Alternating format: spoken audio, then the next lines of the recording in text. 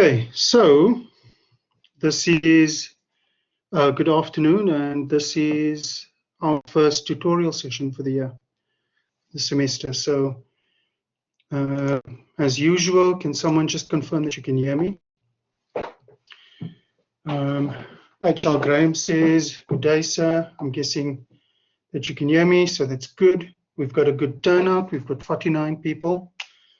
So there are a number of things I want to cover in this session, some of them admin, and then that will take us a few minutes, 5 minutes max, and then we can look at some of the questions that people had during the lecture, the clarifications, and then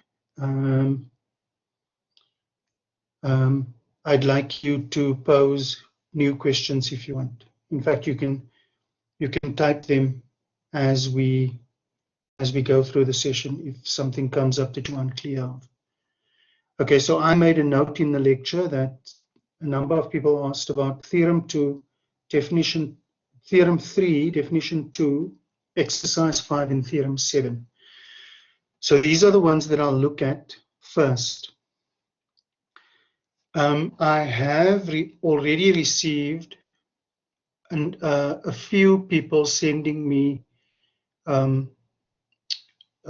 attempted solutions and asking for guidance.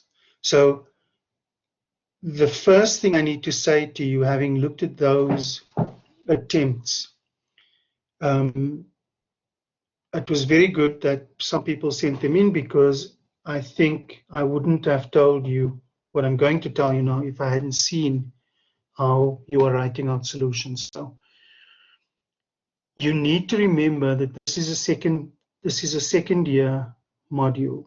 So we are going to expect that you are better at writing out your reasons for things. In general, the higher up you go in your study of mathematics, the less calculational the modules are. So if you plan on carrying on with maths until third year and honors, then by the time you get to those modules, very little calculation remains, and it's all reasoning. So whenever you make a statement, you need to be able to explain why you say that, or why, if you are using a particular way to calculate a limit, you need to justify that. So the justification, the way in which you explain why you do what you do, comes from the notes, right? That's why we have lectures. That's why we go through examples. So whenever you look at a tutorial problem and you try and figure out how to tackle it, there's usually, at least for the more mundane ones, the more straightforward ones, there's usually an example in the textbook that's the correct approach to use, that illustrates the correct approach to use to solve that problem. So mathematics textbooks are written in a certain way. So the way you are supposed to tackle these things is look at the problem, find an example that looks similar. Understand the example, go through it again, then attempt the problem. It's very, very important. This year, you will get 0 marks if your answer is correct and none of the working is correct. In first year, we are more lenient with our marking. In second year, if you say something is a certain way, you need to be able to explain why, and that reason needs to be logical. That's what mathematics is about. Okay, those are general comments around what you are supposed to do for the tutorials. Please start sending attempts. Please start sending questions. We've been allocated 4 tutors. I'm still trying to figure out the best way to use them. What I'm going to probably do is to get them access to a joint email account So, and then I'll ask you to email your solutions or attempts to that email address, and they can help me respond to your queries. I'm going to record the lectures for next week and post them hopefully by Monday, so that you've got a few days to go through them, and then in Wednesday's tutorial session, we can do something similar to what we are doing now. So that's the current plan. I've had a number of emails asking about what form the exams will take. So I will tell you now what I know at this stage. We've been told by the university that the way things stand now, it's expected that everything will be online. All of the exams and semester tests will be online the way you wrote them last year for 1B. However, it was made very clear to us that this could change. And the university, certainly my feeling, is that I would rather have students come in onto campus and write the exam physically on campus. And the reason is simple. There's just too much cheating happening. Okay? So we cannot control who writes the exam. I cannot control whether you are actually sitting there or your uncle who did a BSc degree 5 years ago. And so it doesn't make sense. I love online teaching. I love the fact that you've got access to videos and recorded lectures afterwards, but I don't think online assessment works. Okay, someone says, isn't there a WhatsApp group for this module? So no, there isn't a WhatsApp group, and the reason is the maths department spent quite a bit of money paying for the 1B group last year. I think we had 10 tutors, right? We had 14 tut groups and 10 tutors running them. And we had almost no one making use of them. And so that was a big waste of money. And so what's happened is we've been asked to come up with alternative ways to make use of the tutors. Hence, I can't tell you yet exactly what we're going to do. So the answer is no, there isn't a WhatsApp group at this stage. One of the other suggestions is that the tutors will also get access to Blackboard, like I have, and so that they will be able to run collaborate sessions like this with you. So that's another option. I still need to communicate with the tutors, and I need to find out what kind of electronic facilities they have. If they have laptops, then that plan will work. If they don't, then it won't. So that's a good question, but WhatsApp groups for now, it didn't work last year. We don't see any point in trying it again. Okay, so I want this session to be interactive in the sense that I want you to ask questions. I want you to have a platform to engage and ask questions, and something that's not in a lecture format where you just passively sit and listen. This is one of the challenges of the online environment, right?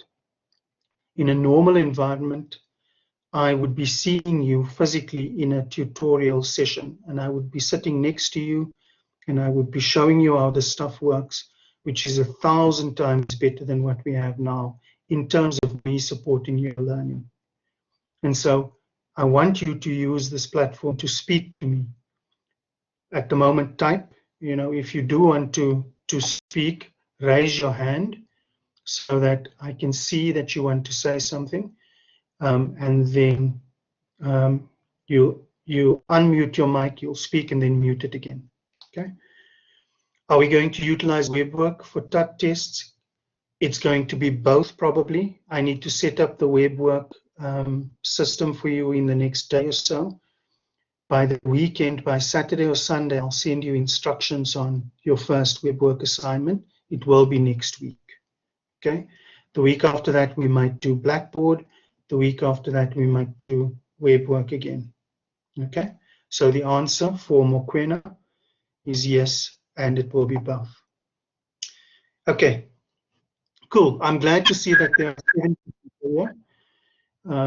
I'm sorry it's not more. There are 200 in the group, so, but 70 is a good number. Okay, let us switch over and look at some of those concerns that students had. Let's see if we can go through some of the questions. Theorem 3, definition 2, example 5, theorem 7. Right? So I'm going to share my screen and I'll show you the notes again that we had yesterday.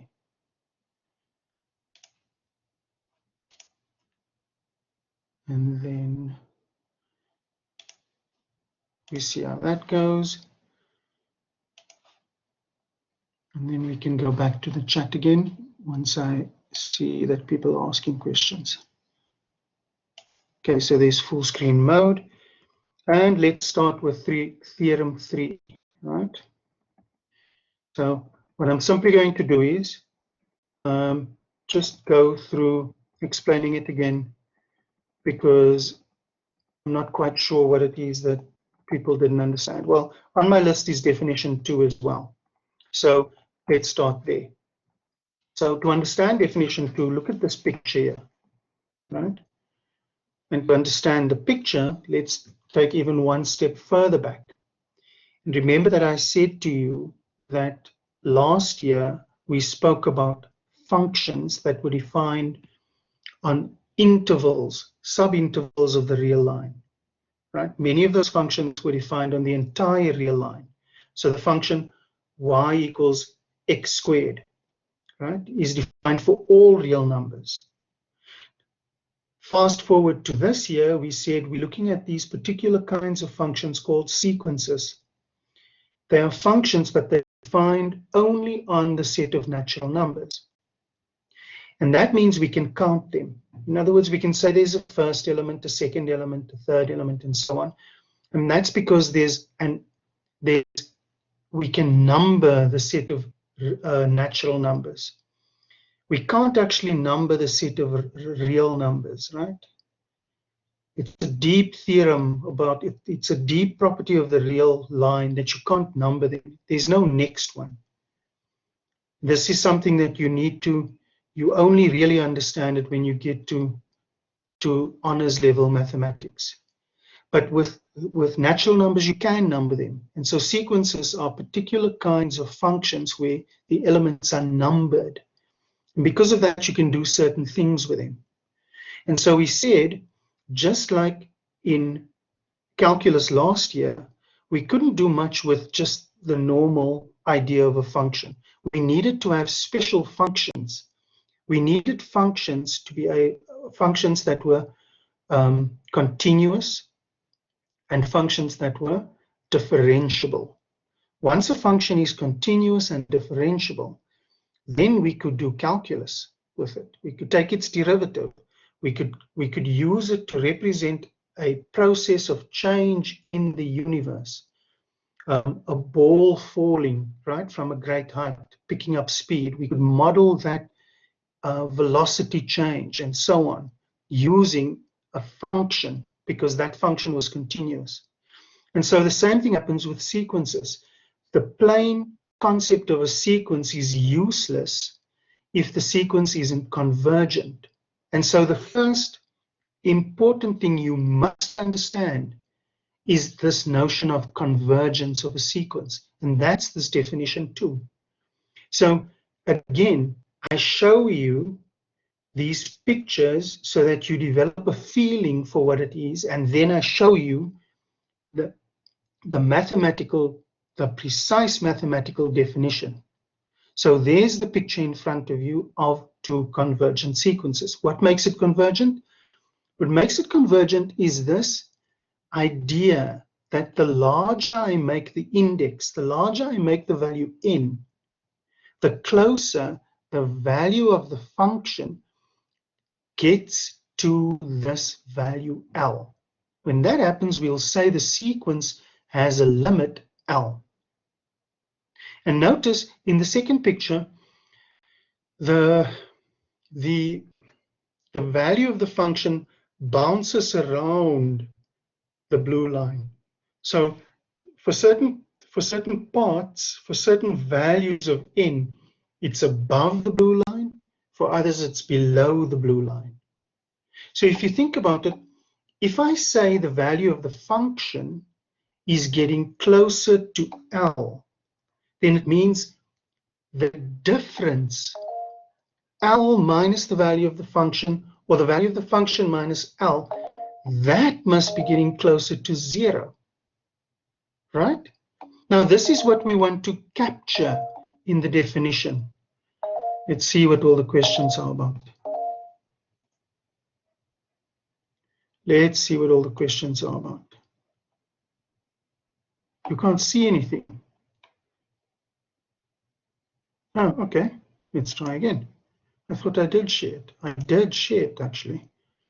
I'm going to share it again.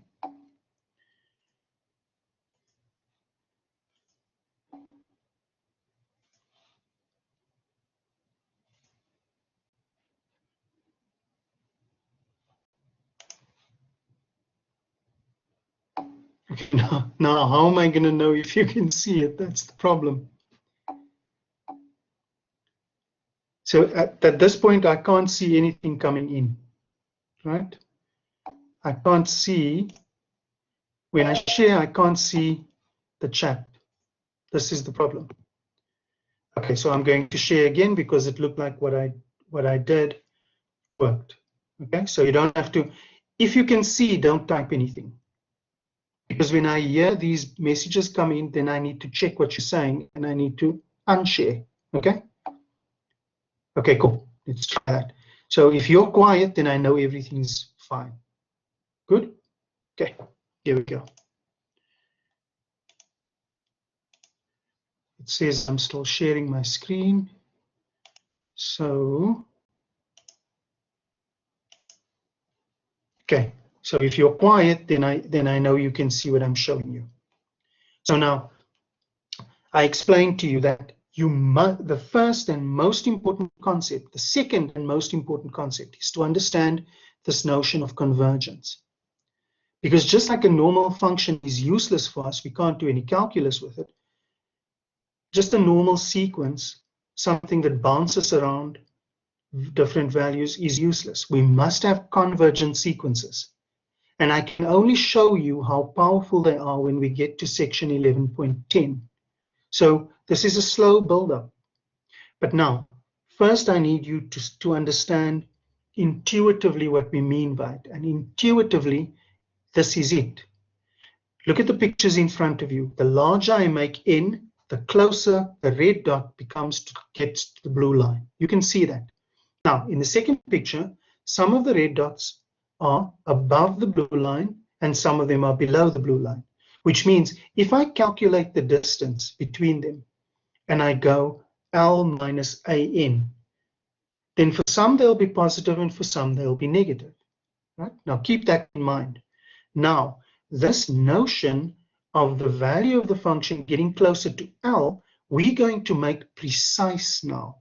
We're going to make it rock solid, logically, 100% mathematically correct with this definition. We're going to say a sequence AN has the limit L, and we write the limit as n goes to infinity of AN is L, or AN approaches L as n becomes unbounded. So if we let n become as large as it just keeps growing bigger. And remember, n is always a natural number. So it'll be 1, 2, 3, 4, 5, 6, 7. It will never be 1.5 or 1 3/4 or pi, because those are not natural numbers. But it will hit a point where it's going to be 1,000,000, right? And now you can't see again, I'm guessing. Oh, no, man. What's happening here? I don't know. Okay, let's try again.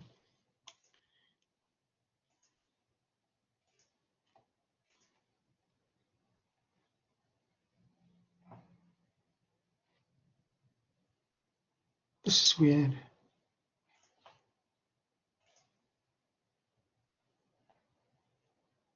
Full screen mode. Okay, I'm guessing you can see now.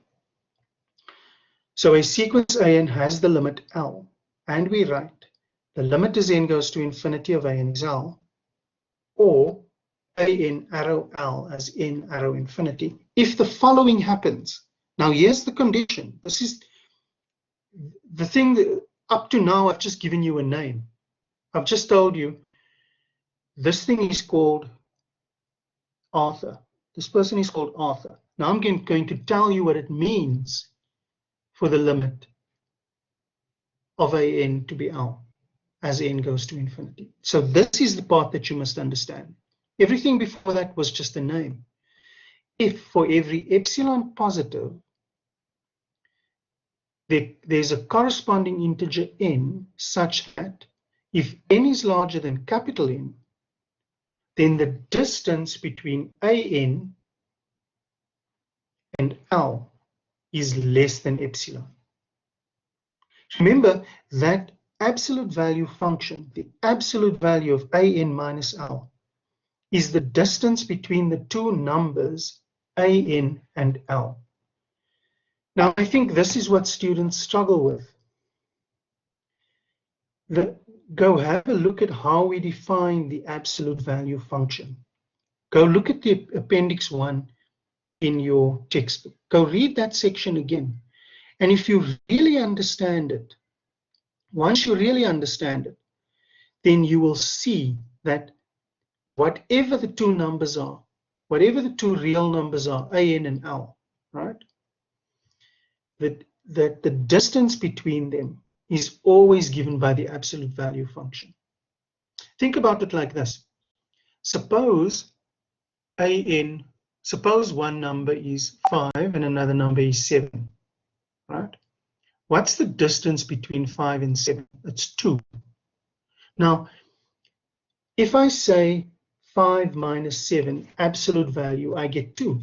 If I say 7 minus 5, absolute value, I still get 2. So the absolute value, its purpose is to take whatever is given to it and make it a distance, because a distance can never be negative. And so when you read this, you're supposed to see the epsilon as a small positive number.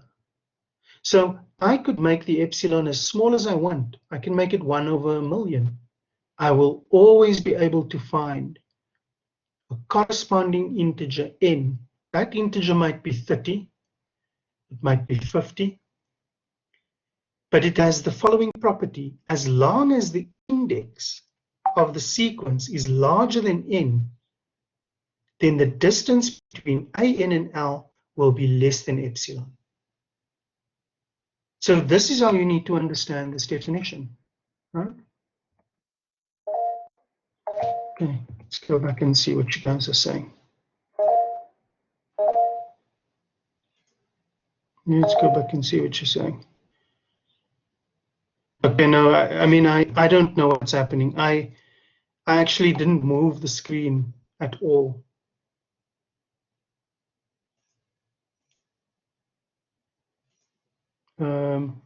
So to be honest, I think there's something wrong with the system. I don't know, unless there's something I'm doing wrong that I don't know of, but, you know, or maybe your connectivity is a problem. I don't know. I don't know what to say to you. Okay, that was definition 2. I hope that helped. Yes, if you've got the notes in front of you, that's a good idea, great idea, Baghdadi. Okay, let's look at theorem 3. So open the notes in front of you. Open the notes in front of you. And I'm going back to sharing again. And I'm going to say full screen mode. And now I'm going to move to theorem 3. Okay? So something else you need to understand is you're never ever going to go into a maths lecture and come out of it and understand everything that you heard or learned or was exposed to in that lecture. This is unfortunately how it works. You have to make effort afterwards to go and fight with the concepts. You have to kind of wrestle them down. You know, they keep shifting in your head. It does that all the time. Okay, so there's a picture illustrating definition 2. As soon as this shows you, as soon as the index lowercase n is larger than uppercase n, then the distance between the red dot and the blue dot is less than epsilon. Right? That's what this one illustrates. Okay, there's theorem 3. So theorem 3 says if the limit of f of x as x goes to infinity is L, and f of n is an, then when n is an integer, then the limit as n goes to infinity of an is L. Right?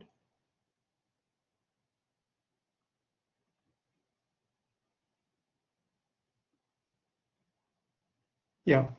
So there's the picture. Remember what we said.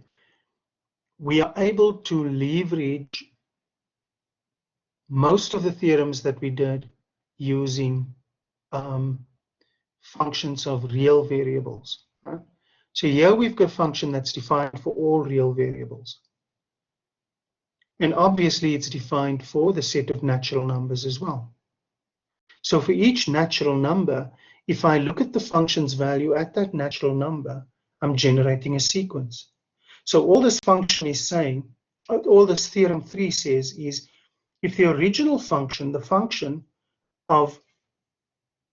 that's defined on the entire real line, if that function has the property that the limit as x goes to infinity of f of x is L, then the limit of the sequence must also be L. Right?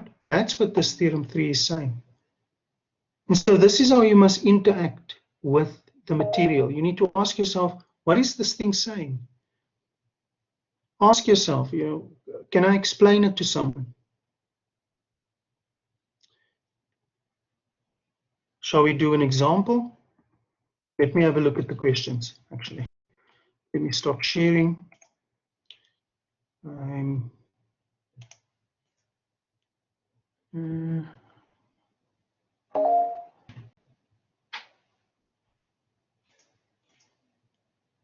I think I've stopped sharing. That's why you can't see.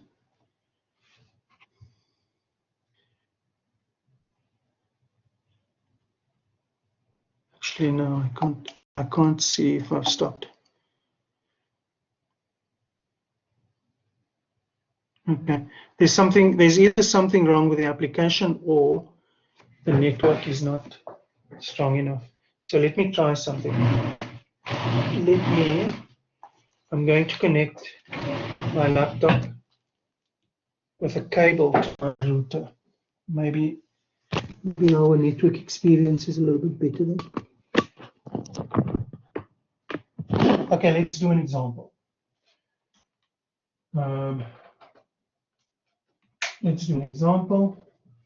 But I'm also, instead of just telling me what that you can't see, are there any other questions, technical questions, specific things that you're not clear on, right?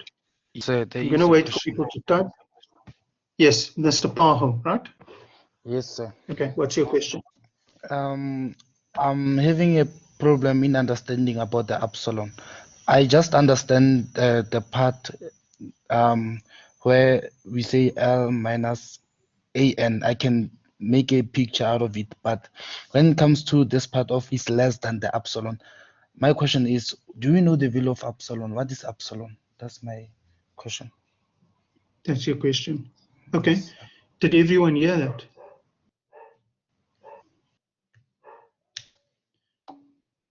Okay, so you heard it. So, okay, so here I'm going to answer Mr. Paho's question. So Mr. Pao says he can understand that the fact that there's a distance involved between A, N, and L. So let's see if I can explain it, right? I'm still struggling to understand the third theorem. Okay, let's do Mr. Pao first, because I think that's a big one for most students, Mr. Pao's question, right? So let's see if I can explain it. I'm going to explain it without pictures. So I want to see if I can explain this to you with the pictures in your head, right? So you remember the slide that I showed you with the two converging sequences next to one another, right? Remember that. Now I want you to picture that. Now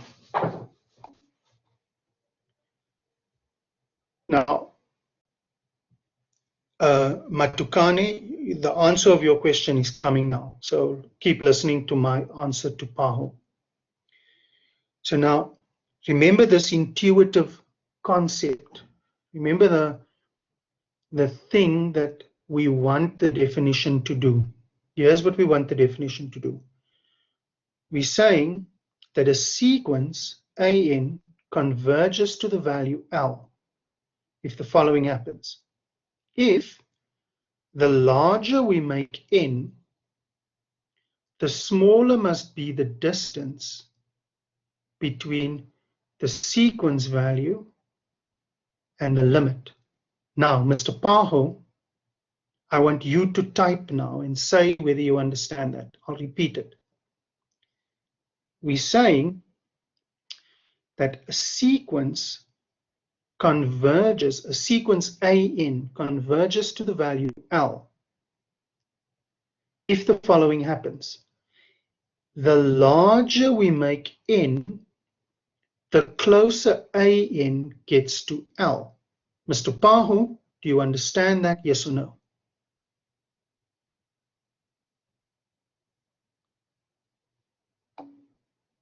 Okay, now I'm going to repeat it 2 times, because that, if you understand that, then it sorts out all your problems. I want you to keep thinking that. So I'm going to say it again. So we say intuitively, right, that this is what we want. A sequence must be convergent. The sequence AN must converge to L if and only if it follows the following condition. The larger I make N, the smaller is the distance between AN and L. I'm going to say it one more time, and then I'm going to switch over to the mathematical expression which you don't understand. Right? Now, we say a sequence AN converges to the number L if and only if the sequence satisfies the following condition. The sequence and L together must satisfy the following condition. The larger I make N, the smaller is the distance between the sequence value AN and L, the limit. Now, that's what we want to represent in the mathematical equation. So here's how we do it. We say, okay, this distance, which must become smaller as N becomes larger, that distance is represented by the absolute value function. So the absolute value of AN minus L is the distance between the points AN and L, between the real numbers AN and L. The absolute value has the property that if AN is bigger than L, then the absolute value is a positive number. But if L is bigger than AN, then AN minus L will be a negative number. To make it a distance, we need the absolute value. You see, so we use the absolute value. We don't care which one is bigger, because the answer that comes out will never be negative. So the condition on the second part, not the part that says N bigger than N, the part that comes after that, Yes, yes, Mr. Powell.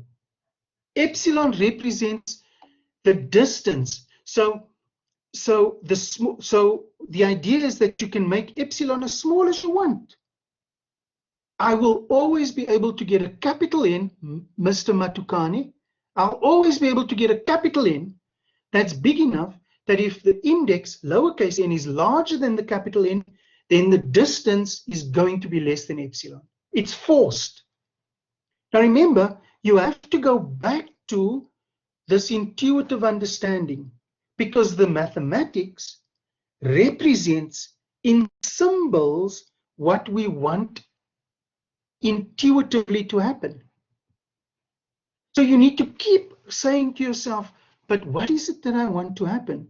Oh, wait, I want the following to happen. As n, lowercase n, gets larger, an must get closer to L. Say it another way, as n gets larger, the distance between an and L must get smaller. It's also a sequence that goes to 0. If it gets closer and closer to 0, it means I can make it as small as I want. So how do I represent this idea of making something as small as I want? I say I can pick any small number. I give it a name, epsilon. It's a variable, but it can have a specific value. So suppose we say for a particular sequence that epsilon is 1 over 1,000. 1 over 1,000 is a small number, right? It might turn out, if we do the calculation, that capital N becomes 30. What does that mean? In the condition, it means the following. As long as lowercase n is larger than 30, the distance between an and L will be less than 1 over 1,000. Are you with me? Mr. Powell, does that make sense?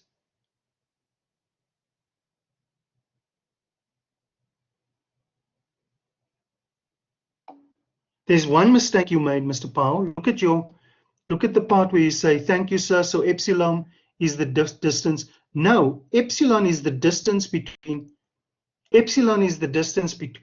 I'm going to type it, right?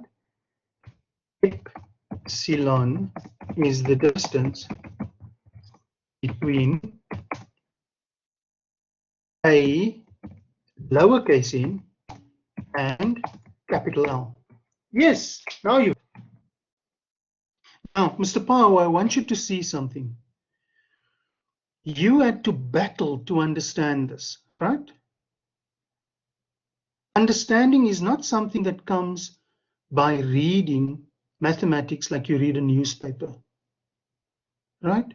You don't listen to, you don't listen to a lecture the way you listen to something that you watch on TV.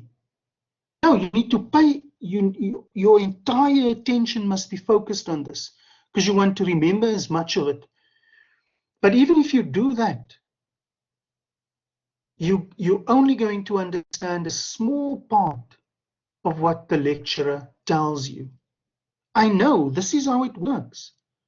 Your work is to go and spend time afterwards and reading it and fighting with the concept and challenging yourself and checking.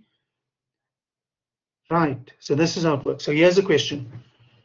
So is the epsilon that we calculate the largest distance it can be, since the epsilon can be any small number under that? I don't understand your question. So is the epsilon, we calculate the largest distance it can be? Yes, kind of, yeah. Since the epsilon can be any small number. Yes, you are correct. You are saying it correct. So in other words, if you are given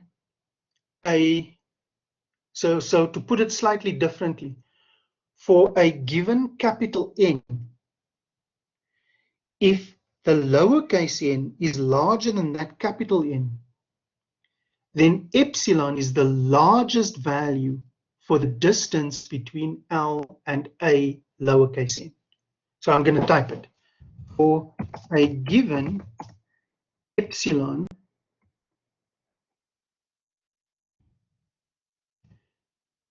that for a given epsilon that the okay, let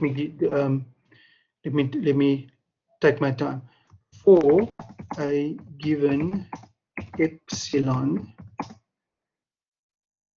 that we calculate capital N, right? For a given epsilon, we calculate capital N. Now, the relationship between a lowercase n, L, and epsilon is if n is bigger than n, then epsilon is the largest possible value for the absolute value L minus A of n. Okay. 218089208. Does that answer your question?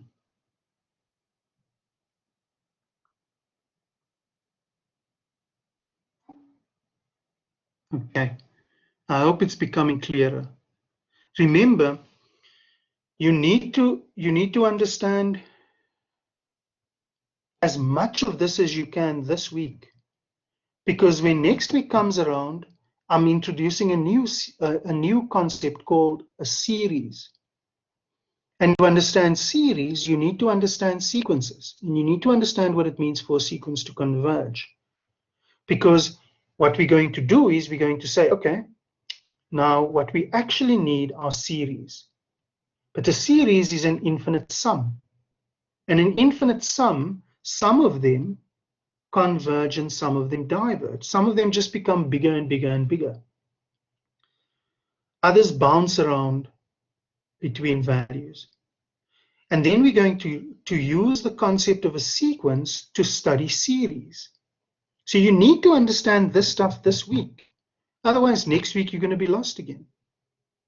So spend a bit of time, read through the notes, try the tutorial problems, send the emails, right? I'm going to try and post the new stuff by Monday morning, and then start looking at the new stuff, and we'll have more sessions like this next week. It's 6:45. We don't have to stop. We can continue. Yeah, Leong asks, does making epsilon very small move AN closer to L? Yes. And it makes capital N larger.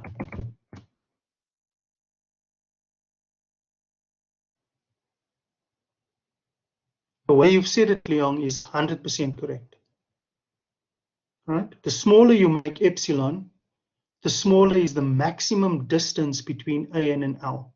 And hence, the closer AN must come to L. You've said it 100% correct. But here's the other relationship. If you make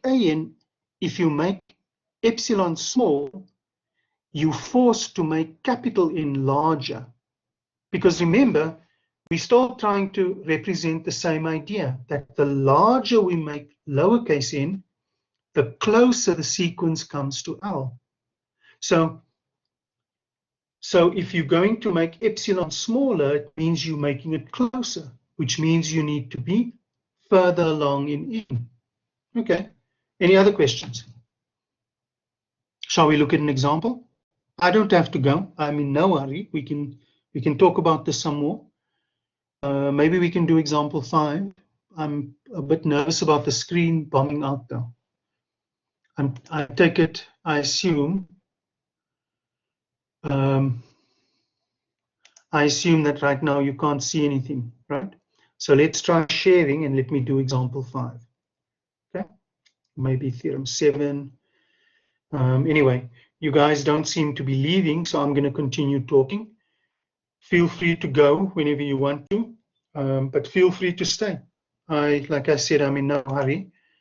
I think it's important that we spend a bit of time talking about this stuff, and we need to figure out a way to communicate better when the sharing thing doesn't work. Okay, I'm going to assume that people can see things. I am going to fast forward. There's another definition, right?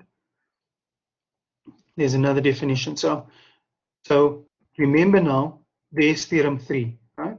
Theorem 3, someone said they wanted to understand theorem 3. Let's spend a minute on that. Again, we said we've got all of this theory from last year that we developed that explained to us how limits, same thing, limits work for functions of real valued functions of a real variable.